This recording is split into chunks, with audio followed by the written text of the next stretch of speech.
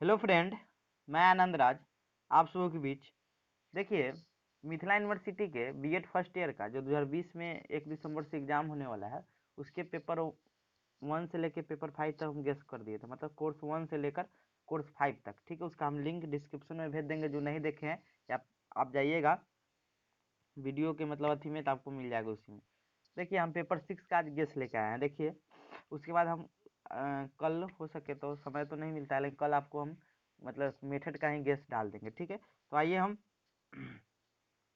आपका क्वेश्चन बताते हैं। देखिए, इसमें पहला क्वेश्चन लिखा हुआ है कि देखिए लिखा हुआ है Mithila university BEd 2020 important question paper 6 general school and society. देखिए, इसमें पहला क्वेश्चन है कि नारीवाद से क्या समझ। देखिए, फिक्स एकदम क्वेश्चन रहेगा आपका, क्योंकि देखिए आपका जो 19 में एग्जाम हुआ था उसमें प्रतिशतता पूछा था। नारीवाद या नारी मतलब प्रतिशतता पूछा था, तो इस बार हम फिक्स है कि नारीवाद आपका आएगा ही। तो क्वेश्चन वही है कि नारीवाद क्या है, जेंडर रूढ़िवादिता को कम करने में नारीवाद की क्या भूमिका होती है। मतलब नारीवाद का मतलब कि महिलाओं को उठाने के लिए क्रांति आया था, उसी को नारीवाद कहते हैं। समझ गए, महिला की जो जो समस्या थी उसी को खत्म करने के लिए जो क्रांति आई थी उसी को नारीवाद कहते हैं, जानते ही होंगे आप। फिर आपका देखिए दूसरा क्वेश्चन है, इसमें दिए हुए हैं कि परिवार एवं समाज में। देखिए यहाँ पर दूसरा क्वेश्चन लिखा हुआ है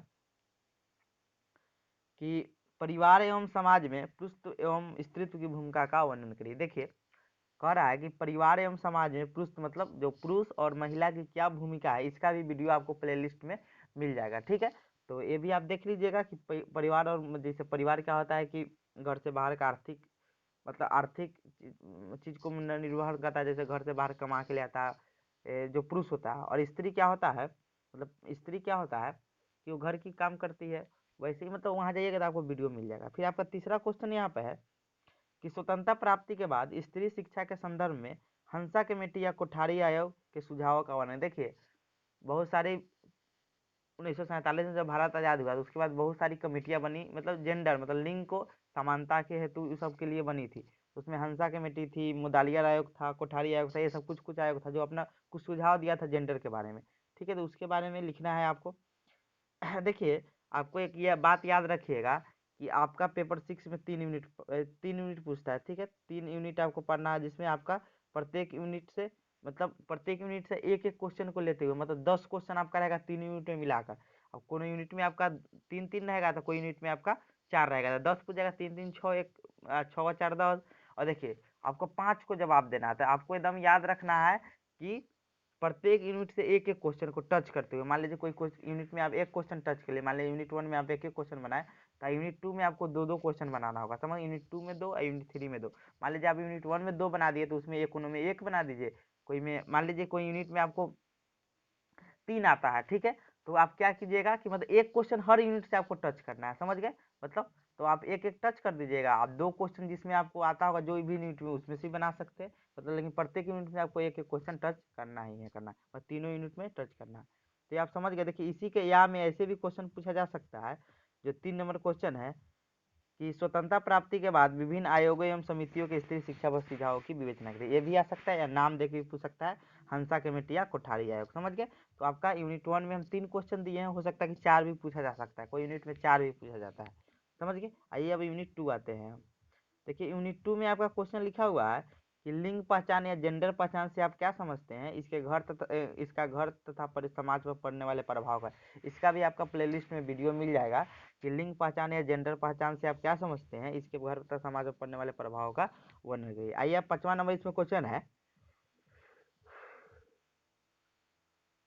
कि जेंडर एवं शिक्षा के संदर्भ में सामाजिकरण के सिद्धांत का वर्णन। इधर देखिए, सामाजिकरण एकदम फिक्स आपको रहेगा। यूनिट 1 में एकदम नारीवाद फिक्स रहेगा, वैसे ही आपका यूनिट 2 में सामाजिकरण एकदम फिक्स रहेगा कि सामाजिकरण के संदर्भ में सामाजिकरण के सिद्धांतों का वर्णन करें। इसका वीडियो आपको प्लेलिस्ट में मिल जाएगा, सामाजिकरण के बारे में पूरा परिभाषा सब चीज मिल जाएगा। समझ गए, उसमें सिद्धांत सब आपका होगा।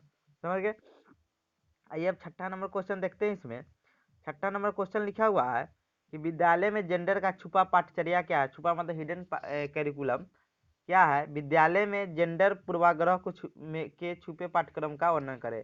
समझ गए, तो ये आपका क्वेश्चन हो गया। अब यूनिट 3 में आते हैं, इसमें भी 3 क्वेश्चन दिए थे। यूनिट 3 आते हैं। देखिए, यूनिट 3 में आपका पहला क्वेश्चन है कि पहला क्वेश्चन निम्नलिखित में से किन्हीं 2 पर संक्षिप्त चुनिए। पहला है महिला संस्कृति। देखिए, महिला संस्कृति का हर साल पूछा गया है मतलब हर साल पूछता है, समझ शॉर्ट नोट में पूछे या कोई में पूछे तो आप लिख दीजिए महिला सशक्तिकरण का भी वीडियो आपको सेपरेट प्लेलिस्ट में मिल जाएगा, समझ गए। दूसरा क्वेश्चन दिए जेंडर रूढ़िवादी था, तीसरा पाठ्य पुस्तकों में जेंडर, समझ के।